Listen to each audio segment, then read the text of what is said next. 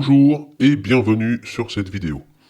Je vais commencer une série de vidéos pour débutants sur le langage D, car lorsque j'ai commencé à apprendre ce langage, je n'avais pas grand chose à portée de main, hormis la documentation sur le site officiel, et j'avoue que j'aurais bien aimé à l'époque avoir des vidéos explicatives, des tutoriaux ou bien une aide quelconque. Je ne vais pas tout détailler dans ce langage car ce serait bien trop long. Et je vais partir du principe que vous avez déjà certaines notions d'informatique, comme les tailles que peuvent prendre les variables par exemple. Je précise que je ne connais pas ce langage sur le bout des doigts, et que si un pro du D regarde la vidéo, qu'il s'aperçoit d'une ou plusieurs bévues, eh bien qu'il m'en fasse part afin que je puisse corriger et permettre de fournir un contenu de qualité. Avant de commencer, je tiens à préciser que mes différentes vidéos sur le langage D seront sous et pour Linux. Ce qui implique que vous ayez un minimum de connaissances sur les différentes commandes Linux. Si malgré cela vous souhaitez tout de même vous essayer à ce langage, alors j'espère que ces vidéos vous aideront. Pour commencer, nous allons tout d'abord télécharger et installer le compilateur D à partir du site officiel, dlang.org. Commencez par ouvrir un terminal. Placez-vous ensuite dans votre dossier de téléchargement, le mien c'est téléchargement, puis entrez la commande wget et l'adresse du compilateur. Bon, je la mettrai en description de la vidéo, parce que c'est un peu compliqué et long à énumérer. Moi je vais pas le faire tout de suite puisque j'ai triché, je l'ai déjà téléchargé. Donc vous voyez, j'ai déjà l'archive. Donc normalement si tout se passe bien, vous avez l'archive de télécharger dans votre répertoire de téléchargement. Donc là on va installer l'archive. Donc on va utiliser pour ce faire la commande tar, xf, le nom de l'archive. Ici dmd.2.074.1.linux.tar.xz.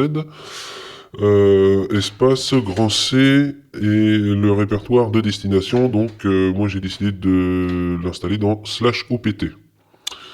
Évidemment, il faudra faire un sudo pour les droits d'écriture sur ce répertoire.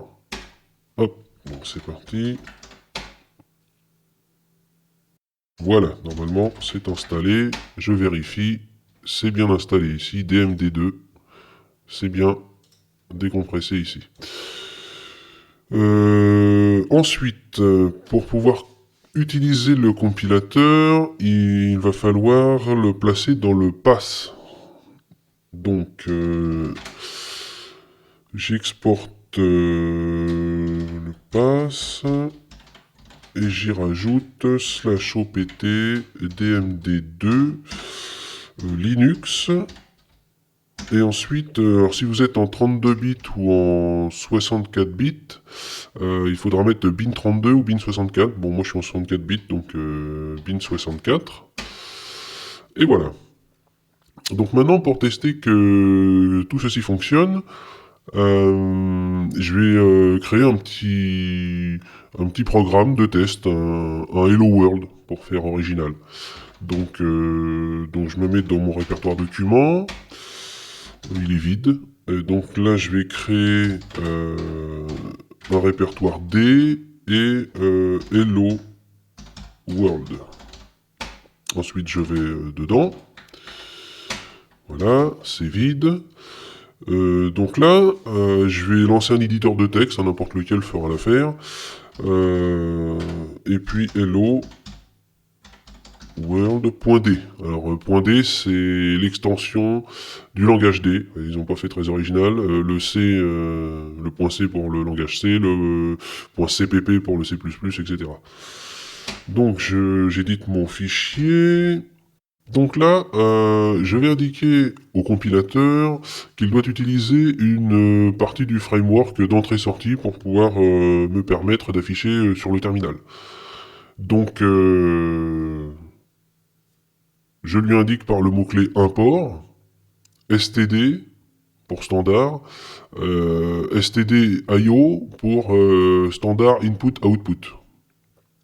Et j'oublie pas le point virgule à la fin de la ligne, qui matérialise la fin de la ligne, justement, pour que le compilateur puisse s'y retrouver.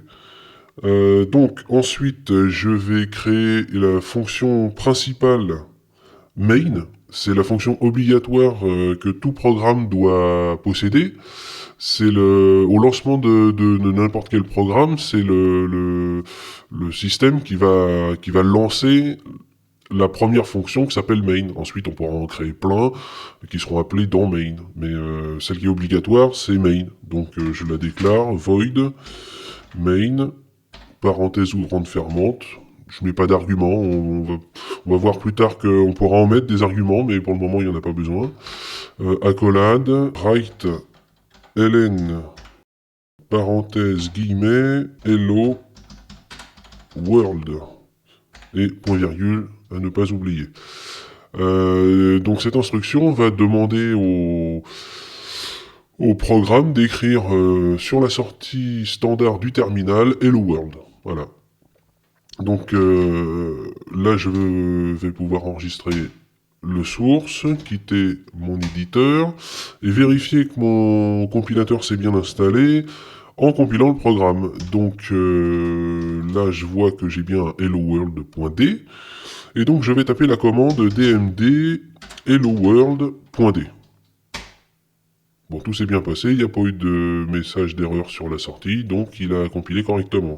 On peut le vérifier. Il y a un Hello World de 827 kg exécutable. Il y a aussi un helloworld.o. Si on y reviendra plus tard, c'est ce que le compilateur utilise avant de créer le fichier binaire définitif. Voilà. Donc là, si je lance le Hello World tout court, ça fonctionne. Donc on peut vérifier que l'installation du langage D et de son compilateur ont été correctement effectuées. Nous pouvons à présent écrire un programme un peu plus complexe, mais ça, ce sera pour une prochaine vidéo du langage D.